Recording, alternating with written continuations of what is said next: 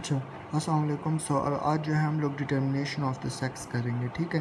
Determination of the sex identification में सबसे पहले कोई भी हमें बॉडी मिल जाए, मतलब या वो लिविंग हो या वो डेड बॉडी हो या कोई स्केलेटन हो, ठीक है?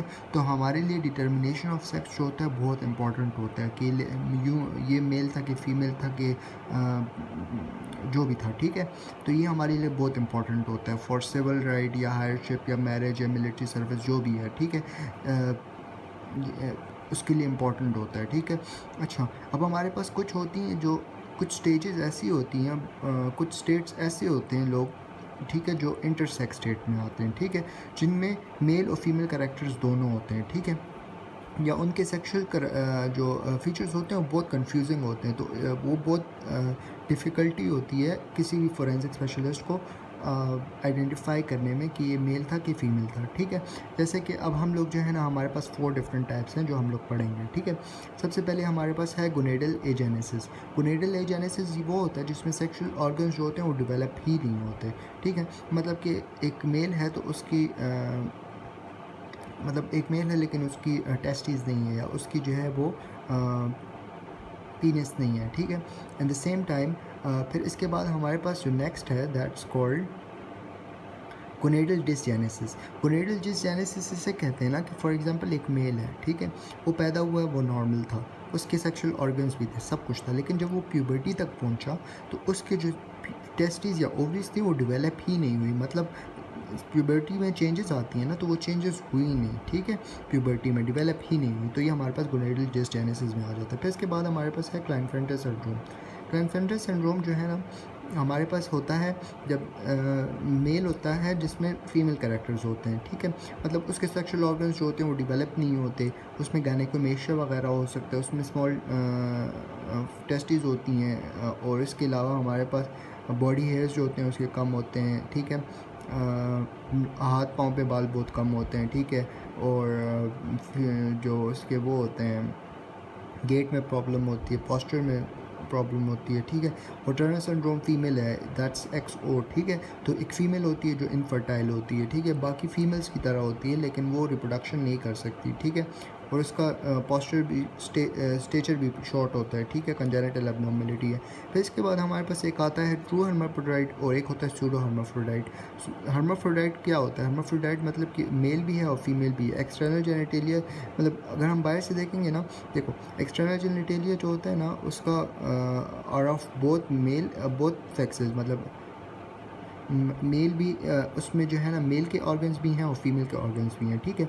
लेकिन अगर हम इंटरनली की बात करें ना, कि इंटरनली अगर हम उसको डाइसेक्ट करें या कुछ करें ना, तो उसमें फिर सिर्फ एक ऑर्गन होता है, ठीक है? तो इसको हम ट्रू हर्माफ्रोडाइट कहते हैं। मतलब जनरल अपीयरेंस में हमें दोनों नज़र आ रहे होते हैं, लेकिन हम सर्जरी देखें तो हमारे पास फिर हमें एक पार्टिकुलर सेक्स नज़र आएगा, ठीक है? फिर इसके बाद है सूडो हर्माफ्रोडाइट। सूडो हर्माफ्रोडाइट वो होते हैं जिसमें हमारे पास क्लियर कट डिफ्रेंशिएशन नहीं होती, ठीक है? इंटरनल जेनिटेलिया और आइसोसेक्सुअल, जो इंटरनल जेनिटेलिया होता है वो आइसोसेक्सुअल होता है। There may be classified with the male और female according to presence of testis और ओवरीज, ठीक है? अब ये जो सूडो हर्माफ्रोडाइट्स होते हैं ना, इसमें दो ऑर्गन्स नहीं होते, लेकिन बस इनके जो इंटरनल और जेनिटेलियाज होते हैं ना, वो बस इनमें चेंजेस आती हैं एज़ कम्पेयर टू ट्रू हर्माफ्रोडाइट्स। ये जो होते हैं वो कर रहे होते हैं, डिफरेंट होते हैं, ठीक है? अच्छा, अब अगर हम सेक्सुअल डिटर्मिनेशन की बात करें ना, तो सबसे पहले हम लोग जनरल फीचर्स देखते हैं। कोई भी हमारे पास हमें सामने बंदा नज़र आएगा तो हम लोग सबसे पहले क्या देखेंगे कि ये मेल है कि फ़ीमेल, सही है? सबसे पहले हम उसका जो है ना उसकी बॉडी पोस्चर देखेंगे, उसका बॉडी का पोस्चर, ठीक है? फिर उसकी गेटिंग देखेंगे, वो चलता कैसे है, पोस्चर कैसा है उसका, उसके कपड़े उसने कैसे पहने हुए हैं, उसके फेशियल फीचर्स कैसे हैं, उसके सर पे उसकी बॉडी में बाल कैसे हैं, ठीक है? उसकी आवाज़ कैसी है, ठीक है? ये सारी चीज़ें हमारे पास, और बॉडी हैबिट्स क्या हैं उसकी, तो ये हमारे पास जनरल अपीयरेंस में आ जाती है। फिर इसके बाद हमारे पास आते हैं secondary sexual character. Secondary sexual character ये है जब हमारे पास कोई भी मेल या फीमेल जब वो प्यूबर्टी की स्टेज पे पहुंचता है तो उसकी बॉडी में कुछ चेंजेस आती हैं, तो वो सेकेंडरी सेक्सुअल कैरेक्टर होता है, ठीक है? अब सेकेंडरी सेक्सुअल कैरेक्टर अगर हम मेल की बात करें तो मेल में क्या होता है, ऑल ओवर द बॉडी जो होता है वो हेयर्स आना शुरू हो जाते हैं, उसकी जो होती है स्किन जो होती है वो थिक हो जाती है, उसकी मसल मास ज़्यादा हो जाता है, उसकी बॉडी जो होती है वो ब्रॉड हो जाती है, ठीक है। उसकी आवाज़ जो होती है वो थिक हो जाती है। उसके एडम एप्पल जो होते हैं ब्रॉड हो जाता है। उसके एक्सटर्नल जेनिटेलिया जो होते हैं वो इनलार्ज हो जाते हैं, ठीक है। और उसकी एक्नी आना शुरू हो जाती है। उसकी फैट डिपोजिशन, मेल्स देखे होंगे हम लोगों ने, वो पतले पतले होते हैं जवानी में, ठीक है। तो दैट्स वेरी प्रोमिनेंट। और फीमेल्स में ये होता है कि वो उनके फैट डिपोजिशन स्टार्ट हो जाती है, आवाज़ जो होती है उनकी पिची हो जाती है। फिर उसके बाद सॉफ्ट हो जाती है स्किन उनकी, ब्रेस्ट डेवलपमेंट हो जाती है, जेनिटेलिया जो होते हैं वो लार्ज हो जाते हैं, ठीक है। हेयर्स आना शुरू हो जाते हैं प्यूबिस और एक्जिला वगैरह में, ठीक है। That's it. अच्छा, अब इसके बाद कुछ है गोनेडल टेस्ट। गोनेडल टेस्ट जो है ना हम लोग करते हैं, जिसमें हम लोग इंटरनल और एक्सटर्नल एग्जामिनेशन करते हैं। एक्सटर्नल एग्जामिनेशन में तो हम एक्सटर्नली देख रहे हैं ना कि मेल है फीमेल है जो भी है, लेकिन अगर हम इंटरनल एग्जामिनेशन करेंगे ना तो हम लोग बहुत सारी चीज़ें देखते हैं, ठीक है। जिसमें ऑब्वियसली हम बायोप्सी भी करेंगे, ठीक है। अब test for sex in adult आर, देखो हम प्रेजेंस ऑफ टेस्टिस देखेंगे मेल में अगर हम एक्सटर्नली देख रहे हैं, ओवरीज देखेंगे, मेंस्ट्रुअल पीरियड्स देखेंगे फीमेल में। अच्छा, फिर इसके बाद हम लोग लोकल एग्जामिनेशन करेंगे, ठीक है। लोकली हम देखेंगे और हम लोग गोनेडल बायोप्सी करेंगे। अच्छा, क्या क्या हम लोगों ने सेक्स टेस्ट किए हैं, टेस्टिस देखी, ओवरीज देखी, लोकल एग्जामिनेशन की, जो है उसमें गोनेडल वो बायोप्सी की, और एक रह गया मेंस्ट्रुअल देखी, ठीक है। फिर इसके बाद हमारे पास न्यूक्लियर सेक्सिंग होती है। न्यूक्लियर सेक्सिंग जो होती है ना वो ये होती है ना कि न्यूक्लियर सेक्सिंग में हमारे पास न्यूक्लियर सेक्सिंग हमें किन चीज़ों में हेल्प करवाती है। न्यूक्लियर सेक्सिंग हमें जो है ना डाउटफुल केसेस में, मल्टीलेटेड बॉडी में और फ्रेगमेंट्री रिमेन्स में, मतलब कि फॉर एग्जांपल हमें डाउटफुल बॉडी है जैसे कि हर्माफ्रोडाइट्स हैं, या हमारे पास हमें कोई फिल्म वो मिले हैं, मल्टीलेटेड बॉडी थी, बॉडी पार्ट्स कहीं से मिल गए हैं, ठीक है। हाथ मिला है, पाँव मिला है, कुछ और पार्ट मिल गया है, या कोई फ्रेगमेंट्स मिल गए हैं, ठीक है, बॉडी के। तो इससे हम लोग जो है मल्टीलेटेड बॉडी या इन चीज़ों को स्टडी करने के लिए हम लोग न्यूक्लियर सेक्सिंग यूज़ करते हैं, ठीक है। अब न्यूक्लियर सेक्सिंग में जो मेन चीज़ें हैं ना वो हमारे पास है, एक हमारे पास होती है बार बॉडी और एक हमारे पास होती है डेविडसन बॉडी, ठीक है।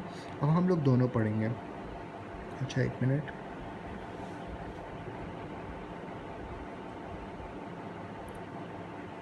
अच्छा, सबसे पहले हम करते हैं बार बॉडी।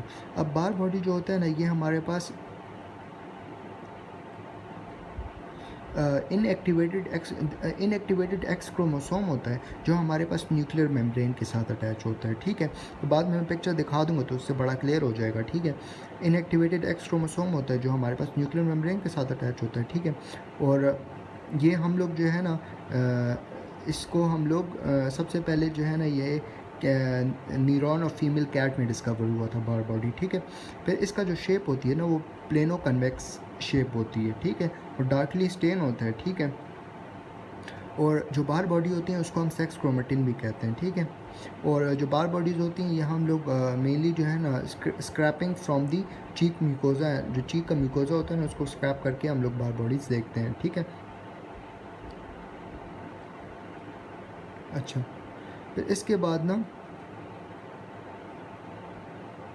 अब फीमेल में हमें पता है 2 एक्स क्रोमोसोम्स होते हैं, तो एक तो सेक्सुअल कैरेक्टर के लिए इन्वॉल्व होगा, जो दूसरा एक्स क्रोमोसोम होता है वो इनएक्टिवेटेड एक्स क्रोमोसोम होता है। वो सेकंड वीक ऑफ कंसेप्शन पे ही वो जो होता है वो इनएक्टिव हो जाता है और वो जाके न्यूक्लियर मेम्ब्रेन के साथ अटैच हो जाता है, जिसको हम बार बॉडी कहते हैं, ठीक है। अब नॉर्मली एक नॉर्मल फीमेल में हमारे पास सिर्फ एक ही बार बॉडी होगी, ठीक है। अच्छा, फिर इसके बाद हमारे पास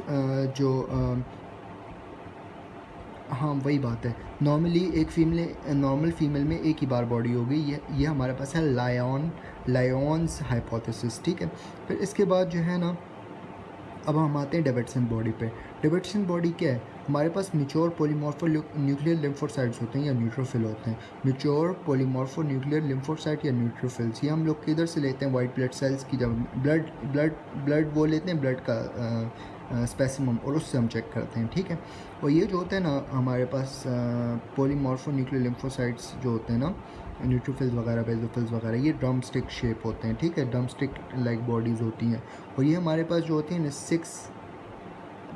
6% फीमेल में प्रेजेंट होता है, ठीक है, या 6% सेल्स में प्रेजेंट होता है। अब ये हमारे पास बार बॉडी है, ठीक है, क्योंकि हमने कहा था न्यूक्लियर मेम्ब्रेन के साथ अटैच हो। ये हमारे पास है डेविडसन बॉडी, तो हमने कहा था कि वो हमारे पास ड्रम स्टिक शेप में होती है, ठीक है।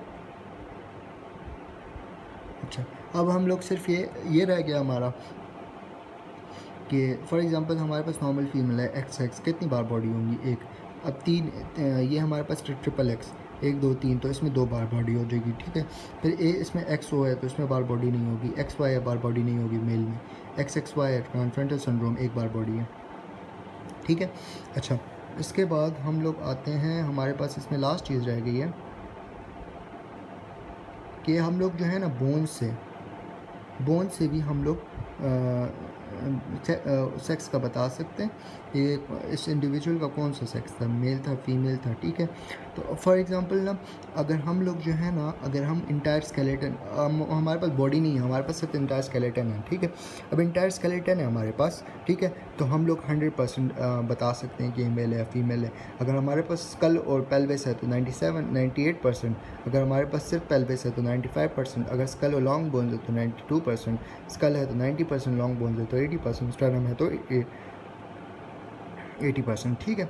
अब नेक्स्ट वीडियो में हम लोग जो है ना बोन्स एग्जामिनेशन जो हम लोग करते हैं ना, उसके लिए हमारे पास 2 अप्रोचेज़ होती हैं, ऑब्जेक्टिव और सब्जेक्टिव, उसको हम स्टडी करेंगे। Thank you.